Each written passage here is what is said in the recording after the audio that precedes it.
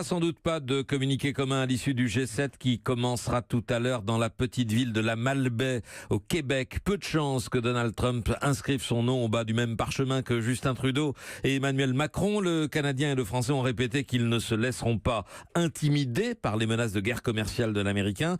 Donald Trump leur a répondu par un tweet pas très diplomatique ni très aimable, conclu par cette phrase « J'ai hâte de les voir ». Emmanuel Macron, par ailleurs imperturbable face aux dernières révélations et enquête en cours en France. William Galibert. Les remous ont traversé l'Atlantique. Emmanuel Macron a tâché de dissimuler toute trace d'agacement, surtout ne pas trahir une quelconque gêne devant les caméras. Pourtant, deux affaires ont rattrapé le président à plus de 5000 km de Paris. Ses comptes de campagne sont mis en cause. Réponse très sèche en 3 secondes chrono. Il y a en France des commissions compétentes et un juge qui ont déjà jugé les comptes de campagne. Et puis il y a ces soupçons contre Alexis Kohler, son homme de confiance à l'Élysée.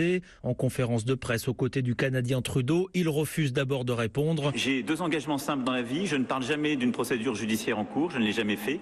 Et je ne parle jamais de sujets domestiques quand je suis à l'international dans des conférences de presse. Et je ne vais pas commencer aujourd'hui. C'est dans son avion, un peu plus tard et en tout petit comité, qu'il vole au secours de son plus proche conseiller. Je connais chacun des membres de mon équipe. Ce sont des gens d'une probité exemplaire. Et lui, au premier chef, assène Emmanuel Macron. Pas un mot de plus sur les polémiques. Le chef de l'État a un rendez-vous à préparer. C'est le plus important de son séjour canadien. Un tête-à-tête pour démarrer le G7 face à Donald Trump. Montréal, William Galibert, Europe 1.